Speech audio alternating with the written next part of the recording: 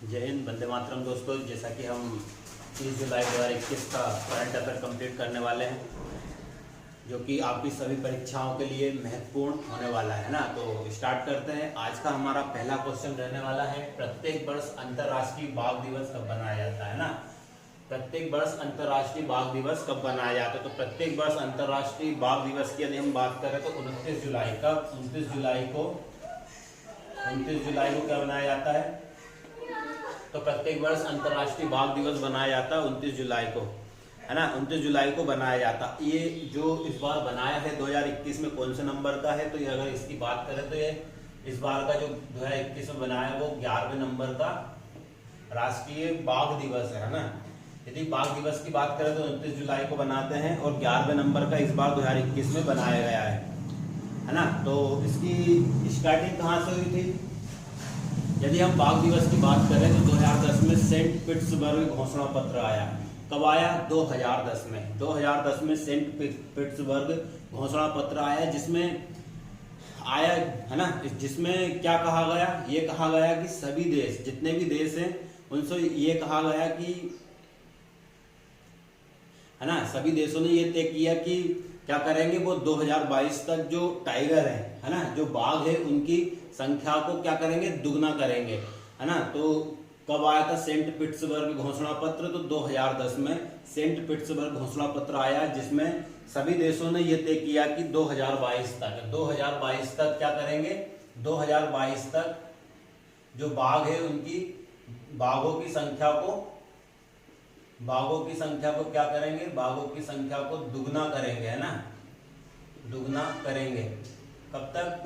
2022 तक। तो Saint Petersburg घोषणा पत्र कब आया? तो सेंट पीटर्सबर्ग घोषणा पत्र आया 2010 में, जिसमें सभी देशों ने तय किया कि 2022 तक जो बाघ है उनकी संख्या को दुगना किया जाएगा, है ना। 2021 की अगर थीम की बात करें बाघ दिवस की 2021 में थीम क्या है? 2021 में बाघ दिवस की थीम है उनका अस्तित्व। किनका अस्तित्व? ये इन बाघों का अस्तित्व, है ना। तो 2021 की थीम क्या है? 2021 की जो बाघ दिवस है उसकी थीम क्या है? उनका अस्तित्व, है ना, उनका अस्तित्व बाघों का अस्तित्व। यदि भारत की बात करें तो 2969 कितने पूरे भारत में बाघ है। और यदि हम भारत के अलावा मध्य प्रदेश की बात करें तो 526 बाघ है ना। कितने बाघ है? 526 बाघ है।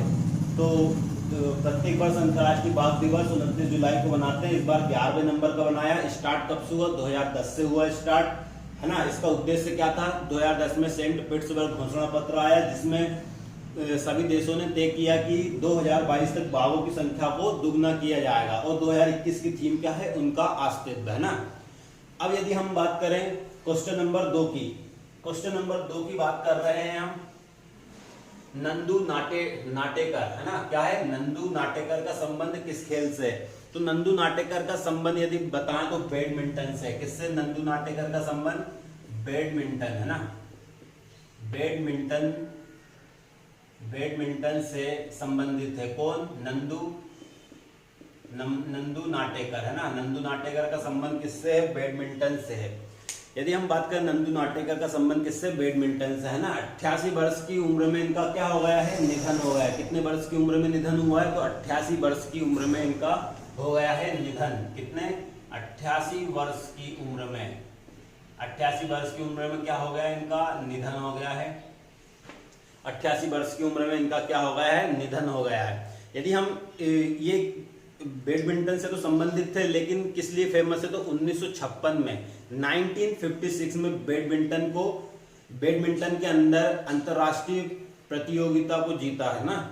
इन्होंने क्या किया था? 1956 में जो नंदू नाटेकर थे, इन्होंने 1956 में बैडमिंटन के अंदर अंतरराष्ट्रीय प्रतियोगिता को जीतने वाले पहले भारतीय खिलाड़ी थे।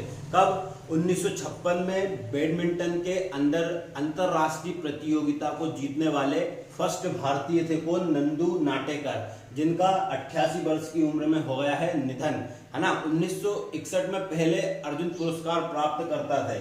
इसको भी हम देख लेते हैं। तो पहले अर्जुन पुरस्कार प्राप्त करता कौन थे? तो पहले अर्जुन पुरस्कार, अर्जुन पुरस्कार, पहले अर्जुन पुरस्कार प्राप्तकर्ता, पहले अर्जुन पुरस्कार प्राप्तकर्ता कौन थे? तो पहले अर्जुन पुरस्कार प्राप्तकर्ता की यदि हम बात करें तो नंदू नाटेकर थे। कब मिला था इनको पहला अर्जुन पुरस्कार? 1961 में, 1961 में मिला था। और इन्होंने 1956 में बैडमिंटन के अंदर अंतरराष्ट्रीय प्रतियोगिता को जीतने वाले पहले भारतीय थे। क्या थे? अंतरराष्ट्रीय प्रतियोगिता को जीतने वाले पहले भारतीय कौन थे? नंदू नाटेकर, जिनका 88 वर्ष में हो गया है निधन। क्वेश्चन नंबर 3 की बात करें, क्वेश्चन नंबर 3 की यदि हम बात करें तो 29 जुलाई 2021 को किस राज्य ने मिशन निर्यातक बनो लॉन्च किया? 29 जुलाई 2021 को, कब? 29 जुलाई 2021 को किस राज्य ने निर्यातक बनो, निर्यातक है ना, मिशन निर्यातक बनो लॉन्च किया? यदि हम 29 जुलाई 2021 की यदि बात करें तो किस राज्य ने स्टार्ट किया है निर्यातक बनो? तो जो अपना व्यापार विदेश में, यदि हम इसकी बात करें तो 29 जुलाई 2021 को किस राज्य ने मिशन निर्यातक बनो स्टार्ट किया है? तो स्थानीय व्यापार, है ना, बात करते हैं स्थानीय व्यापार की। तो स्थानीय व्यापार जो अपना व्यापार विदेश में विस्तार करना चाहते हैं, जो भी व्यक्ति या है ना व्यक्ति है अपना व्यापार कहाँ पे विस्तार करना चाहते हैं, विदेश में विस्तार करना चाहते हैं, तो उनको विस्तार, उनके निर्यात को बढ़ावा देना, निर्यात को बढ़ावा देना चाहते हैं या फिर उनका व्यापार विदेश में बढ़ावा देना चाहते हैं, तो इसके लिए उन्हें क्या दी जाएगी? ट्रेनिंग दी जाएगी, है ना। इसके लिए उन्हें ट्रेनिंग की आवश्यकता होगी। तो इसके लिए मिशन निर्यातक बनो अभियान स्टार्ट किया। किसने किया है ये? राजस्थान सरकार के द्वारा, राजस्थान के द्वारा इस मिशन को स्टार्ट किया गया है ना। तो 29 जुलाई 2021 को किस राज्य ने मिशन निर्यातक बनो लॉन्च किया? तो राजस्थान ने। किसने किया है? राजस्थान ने। क्यों किया है? ताकि निर्यात को बढ़ावा दिया जा सके, है ना, निर्यात को बढ़ावा दिया जा सके।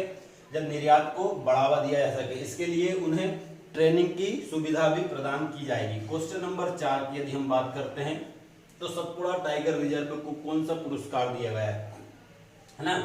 यदि हम सतपुड़ा टाइगर रिजर्व की बात करते हैं, किसकी बात कर रहे हैं? Satpura tiger reserve. तो सतपुड़ा टाइगर रिजर्व को अर्थ हीरोज पुरस्कार दिया गया। कौन सा पुरस्कार दिया गया है?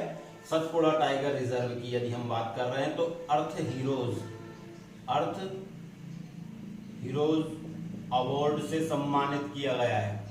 अर्थ हीरोज अवार्ड दिया गया है। किसको? सतपुड़ा टाइगर रिजर्व को कौन सा पुरस्कार दिया गया? तो अर्थ हीरोज अवार्ड दिया गया है। किसको? Satpura tiger reserve. तो सतपुड़ा टाइगर रिजर्व की हम बात करें तो अर्थ हीरोज पुरस्कार दिया गया है।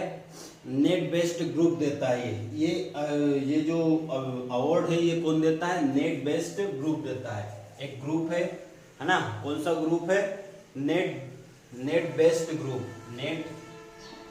नेट बेस्ड ग्रुप जो कि ये पुरस्कार देता है ना, नेट बेस्ड ग्रुप देता है ये पुरस्कार। ये पुरस्कार कौन देता है? नेट बेस्ड ग्रुप देता है। अर्थ हीरोज अवार्ड है ना। टाइगर रिजर्व को, ये जो सतपुड़ा टाइगर रिजर्व है इसको अर्थ हीरोज अवार्ड दिया गया। नेट बेस्ड ग्रुप यह पुरस्कार को देता है। अब इस पुरस्कार के बारे में या फिर इसके बारे में यदि हम बात करें तो 1972 का सतत विकास कार्यक्रम है ना, SDG सस्टेनेबल डेवलपमेंट गोल बोलते हैं जिसको, सतत विकास कार्यक्रम। तो 1972 का सतत विकास कार्यक्रम नोबेल पुरस्कार भी कहाँ पर दिया जाता है? स्टॉकहोम में। अगर इसकी बात करें नेट बेस्ड ग्रुप की तो ये कहाँ पर है? ये नेट बेस्ड ग्रुप। तो नेट बेस्ड ग्रुप ये पुरस्कार दिया। और नेट बेस्ड ग्रुप की यदि हम बात करें तो ये कहाँ पर है? स्टॉकहोम में। स्टॉकहोम में है। कहाँ पर है ये? स्टॉकहोम में। और इसकी यदि हम बात करें कहाँ पर है? नेट बेस्ड ग्रुप स्टॉकहोम में है ना। और 1972 का जो सतत विकास कार्यक्रम है उसका नोबेल पुरस्कार भी कहाँ पर दिया गया था? स्टॉकहोम में ही दिया गया था, है ना। प्रकृति संरक्षण में बेहतर प्रबंध के लिए ये पुरस्कार दिया जाता है। किस लिए दिया जाता है? प्रकृति संरक्षण। प्रकृति संरक्षण के बेहतर प्रबंध के लिए ये पुरस्कार दिया जाता है। किस लिए दिया था? प्रकृति संरक्षण के बेहतर, है ना, बेहतर प्रबंध के लिए ये पुरस्कार दिया जाता है। और इस बार किसको दिया गया है? सतपुड़ा टाइगर रिजर्व को दिया गया है। किस लिए दिया गया है? प्रकृति संरक्षण में बेहतर प्रबंध के लिए पुरस्कार दिया गया है। सतपुड़ा टाइगर रिजर्व, अब हम बात करें सतपुड़ा टाइगर रिजर्व है कहाँ, तो सतपुड़ा टाइगर रिजर्व मध्य प्रदेश होशंगाबाद में स्थित है ना। कहाँ पर है सतपुड़ा टाइगर रिजर्व? मध्य प्रदेश में है, मध्य प्रदेश में है। और मध्य प्रदेश में भी कहाँ पर? होशंगाबाद में। मध्य प्रदेश के होशंगाबाद में स्थित है कौन सा? सतपुड़ा टाइगर रिजर्व, जिसको अर्थ हीरोज अवार्ड दिया गया। नेट बेस्ड ग्रुप देता है ये पुरस्कार, स्टॉकहोम में ये संस्था है, ठीक है। और मध्य प्रदेश में होशंगाबाद में क्या है? मध्य प्रदेश के होशंगाबाद में ये स्थित है कौन? Satpura tiger reserve. सतपुड़ा की सबसे ऊंची चोटी की यदि हम बात करें तो कौन सी है? तो सतपुड़ा की सबसे ऊंची चोटी धूपगढ़ की चोटी। कौन सी है? धूपगढ़ की चोटी। सतपुड़ा जो पर्वत है उसकी सबसे ऊंची चोटी कौन सी है? धूपगढ़ की चोटी। हाल ही में यूनेस्को की संभावित सूची में सतपुड़ा टाइगर रिजर्व में शामिल किया है।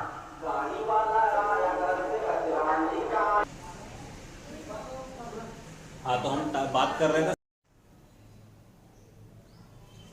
तो दोस्तों क्वेश्चन नंबर 5 है हमारा, शहरोज कासिफ का संबंध कहाँ से है?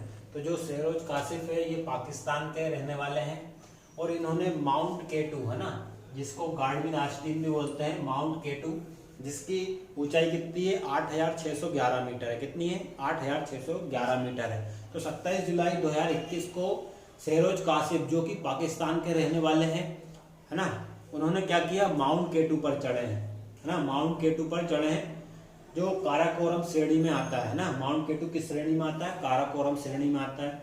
और जो इसकी ऊंचाई कितनी है माउंट केटू की? तो 8611 मीटर इसकी ऊंचाई है। इसे गार्डविन आस्टीन केटू भी बोलते हैं ना। शहरोज कासिफ माउंट केटू पर चढ़ने वाले सबसे युवा व्यक्ति बने हैं ना, सबसे युवा व्यक्ति बन गए माउंट केटू पर चढ़ने वाले पूरी दुनिया के अंदर है ना। तो दुनिया के सबसे युवा व्यक्ति जिन्होंने माउंट केटू पर चढ़ाई की है कौन? शहरोज कासिफ। कहाँ के रहने वाले हैं? पाकिस्तान के रहने वाले हैं। क्वेश्चन नंबर 6 की यदि हम बात करते हैं तो 27 जुलाई 2021 को खादी और ग्रामोद्योग आयोग किसके सहयोग से राजस्थान के जैसलमेर में प्रोजेक्ट बोल्ड लॉन्च करेगा है ना। तो प्रोजेक्ट बोल्ड हमें पता है किससे संबंधित है? बांस से संबंधित है। तो खादी और ग्रामोद्योग आयोग एक्ट 1956 का है ना। खादी एवं ग्रामोद्योग आयोग एक्ट यानी कि इसकी स्थापना कब हुई? 1956 में। 1956 में इसकी क्या हुई है? स्थापना हुई है ना। 1956 में इसकी स्थापना हुई। यदि इस खादी और ग्रामोद्योग आयोग की यदि हम बात करें तो इसके अध्यक्ष कौन है? विनय कुमार सक्सेना। कौन है? विनय कुमार सक्सेना।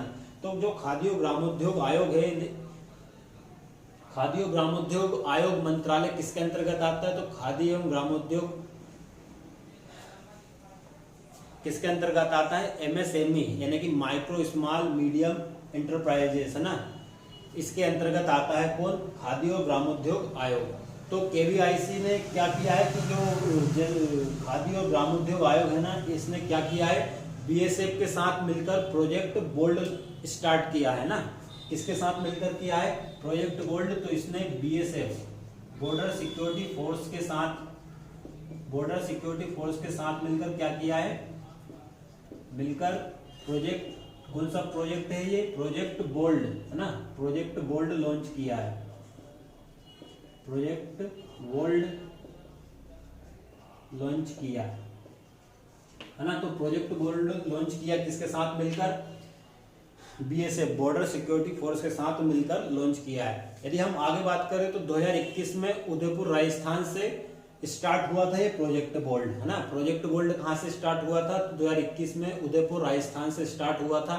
अब KVIC मतलब कि खादी और ग्रामोद्योग आयोग ने मिलकर किसके साथ? BSF बॉर्डर सिक्योरिटी फोर्स के साथ मिलकर जैसलमेर में प्रोजेक्ट बोल्ड स्टार्ट किया है ना।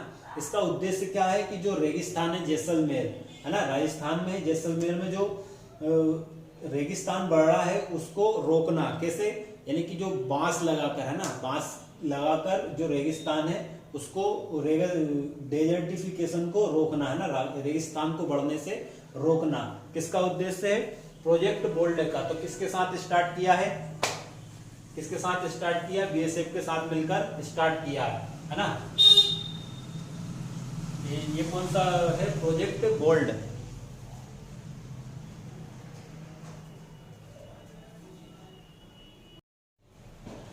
हाँ, तो दोस्तों क्वेश्चन नंबर 7 हमारा होने वाला है। क्वेश्चन नंबर 7 की बात करें हम, खेल विश्वविद्यालय कहाँ स्थापित किया जाएगा।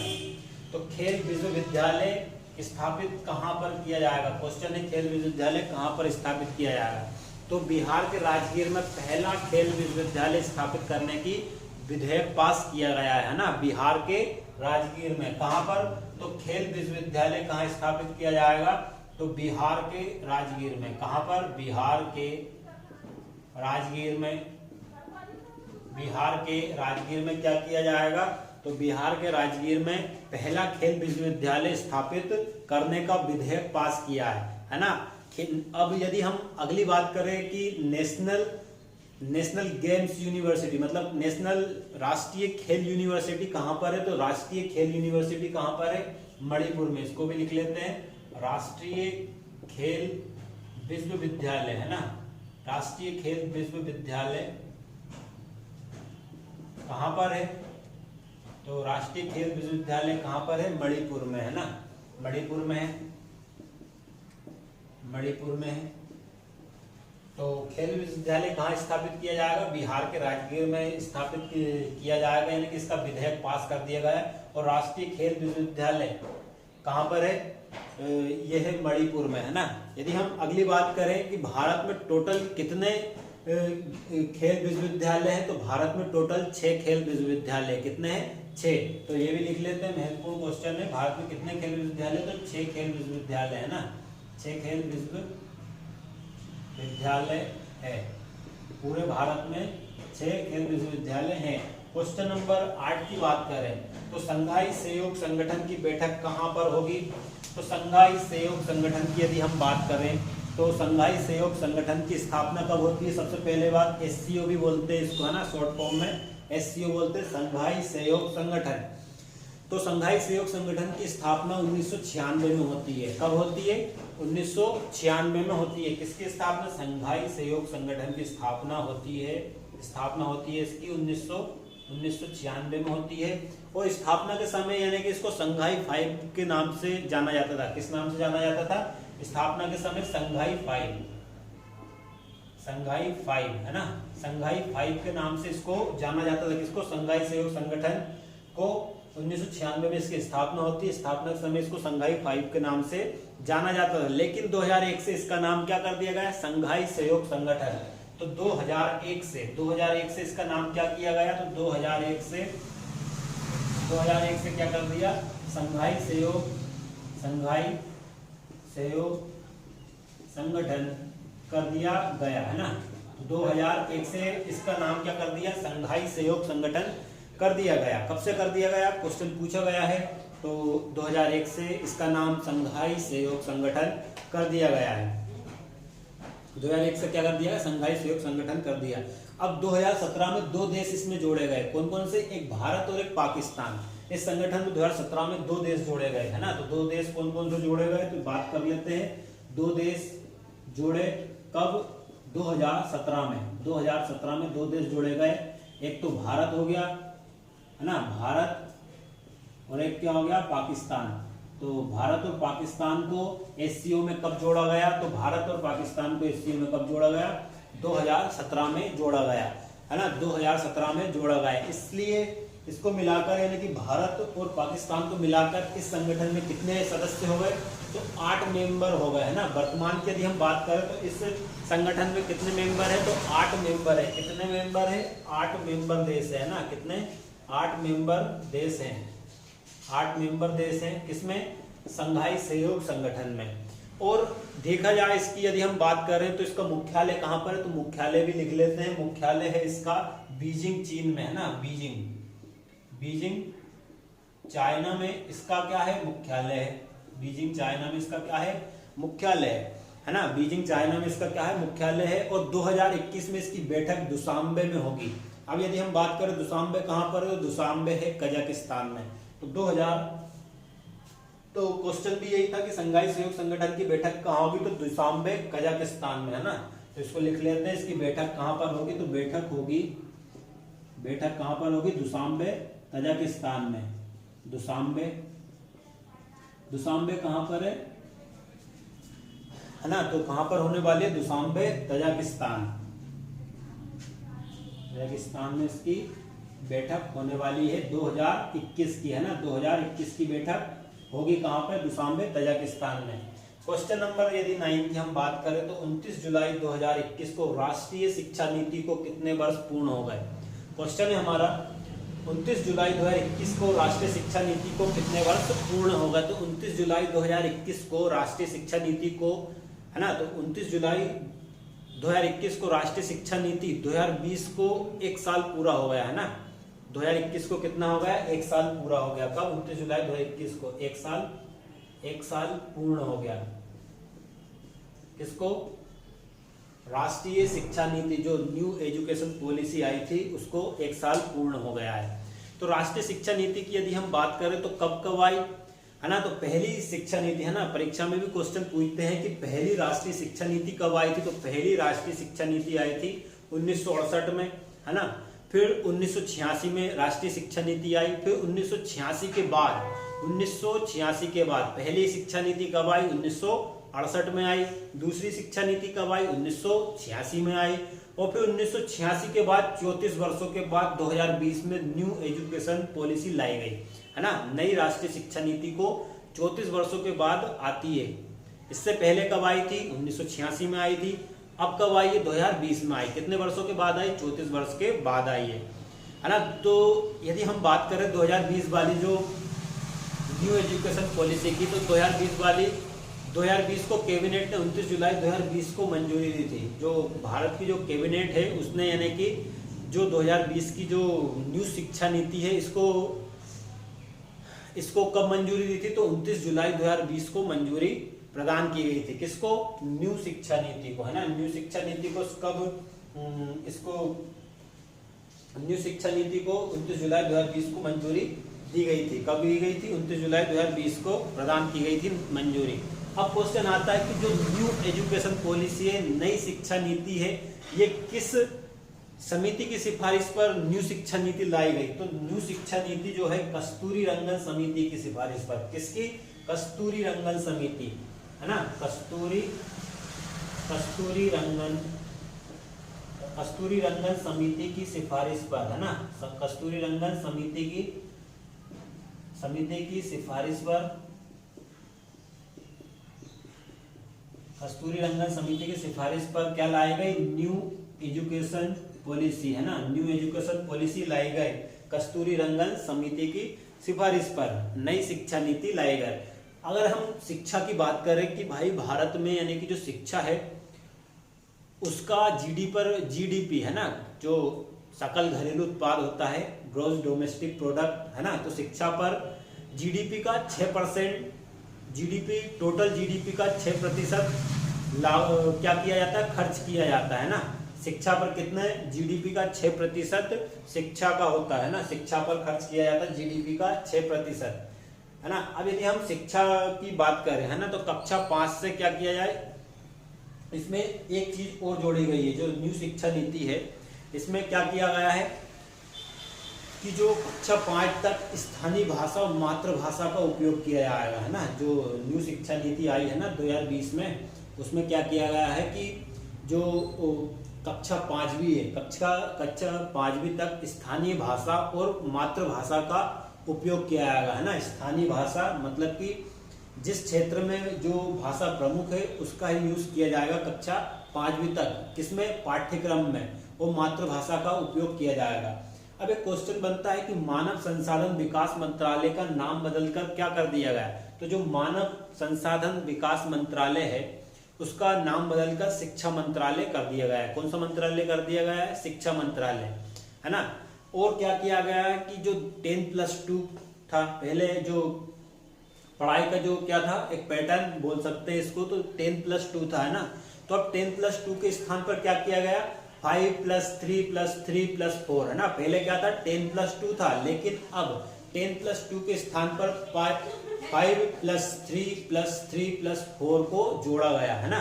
पहले क्या था, 10+2, अब क्या 5+3+3+4 को जोड़ा जाएगा, ठीक है। यदि हम क्वेश्चन नंबर 10 की बात करते हैं, किसकी बात कर रहे हैं, क्वेश्चन नंबर 10, तो एमसी मेरी कॉम का संबंध किस खेल से है, तो एमसी मेरी कॉम, है ना। एमसी मेरी कॉम की बात करें तो एमसी मेरी कॉम जो कि भारत की क्या है, अनुभवी मुक्केबाज खिलाड़ी है ना। तो एमसी मैरी कॉम का संबंध किस खेल से है, तो इनका संबंध है मुक्केबाजी से, है ना, मुक्केबाजी से इनका संबंध है। तो एमसी मैरी कॉम के बारे में यदि हम बात करें तो एमसी मैरी कॉम का संबंध किस खेल से है, तो एमसी मैरी कॉम का संबंध जो कि भारत की अनुभवी क्या है, मुक्केबाज खिलाड़ी है ना, मुक्केबाज खिलाड़ी है। किस राज्य से संबंधित है, तो जो एमसी मैरी कॉम है किस राज्य की रहने वाली है, तो एमसी मैरी कॉम मणिपुर राज्य की रहने वाली है ना। तो 6 बार इन्होंने क्या किया है, जो एमसी मैरी कॉम है, एमसी मैरी कॉम है, उन्होंने 6 बार वर्ल्ड चैंपियनशिप का खिताब जीता है। कितना, 6 बार वर्ल्ड चैंपियनशिप का खिताब जीता है ना। और यदि और भी बात करें तो 2012 में लंदन ओलंपिक हुआ था, उसमें क्या जीता था, कांस्य पदक जीता था। तो 6 बार वर्ल्ड चैंपियनशिप जीत चुकी है, कौन जीत चुकी है, एमसी मैरी कॉम, जो कि मुक्केबाज है ना। 6 बार वर्ल्ड चैंपियनशिप जीती, 2012 में जो लंदन ओलंपिक हुआ था उसमें कांस्य पदक जीता, किन्होंने, एमसी मैरी कॉम ने। यदि इनकी ऑटोबायोग्राफी की बात करें, है ना, एमसी मैरी कॉम की ऑटोबायोग्राफी की यदि हम बात करते हैं तो इनकी ऑटोबायोग्राफी का नाम है अनब्रेकेबल, है ना, कभी नहीं रुकना। तो अनब्रेकेबल क्या है, इनकी ऑटोबायोग्राफी का नाम है। 2014 में इन्होंने क्या किया था, एशियन गेम्स में गोल्ड जीता, है ना। एशियन गेम्स होता है ना, 2014 में हुआ था एशियन गेम्स, जिसमें इन्होंने गोल्ड मेडल जीता था, किसमें, मुक्केबाजी के अंदर। 2018 के अंदर क्या हुआ था, कॉमनवेल्थ हुआ था, तो कॉमनवेल्थ में भी इन्होंने मुक्केबाजी के अंदर क्या जीता था, गोल्ड जीता था। यदि हम अभी 23 जुलाई 2021 से 8 अगस्त 2021 तक टोक्यो ओलंपिक चल रहा है, तो है ना, तो जो टोक्यो ओलंपिक था इसमें यानी कि एमसी मैरी कॉम जो है, इनका मुकाबला हुआ, किससे हुआ था इनका मुकाबला, तो इनका मैरी कॉम वर्सेस बेलेंसिया, क्या नाम था, बेलेंसिया, है ना। जो मैरी कॉम है इनका मैच हुआ था, किनसे हुआ था, बेलेंसिया से। इनका मैरी कॉम वर्सेस किससे हुआ था, बेलेंसिया से इनका मैच हुआ था मुक्केबाजी में, जो कि मैरी कॉम है ना इस मैच में हार चुकी है ना। तो एमसी मैरी कॉम का संबंध किस खेल से है, मुक्केबाजी से, जो कि अभी टोक्यो ओलंपिक स्टार्ट हुआ 23 जुलाई से, जिसमें एमसी मैरी कॉम का जो मुक्केबाजी का जो सफर है अभी यहाँ पे टोक्यो ओलंपिक में समाप्त हो चुका है ना, क्योंकि ये किनसे हारी है, बेलेंसिया से हार चुकी है। तो दोस्तों ये हमारा आज का करंट अफेयर था, जो कि सभी एग्जाम के लिए बहुत इंपॉर्टेंट होने वाला है ना। तो उम्मीद होगी आप सभी को वीडियो समझ में भी आएगा और पसंद भी आएगा, है ना। तो मिलते हैं नेक्स्ट क्लास में, थैंक यू वेरी मच।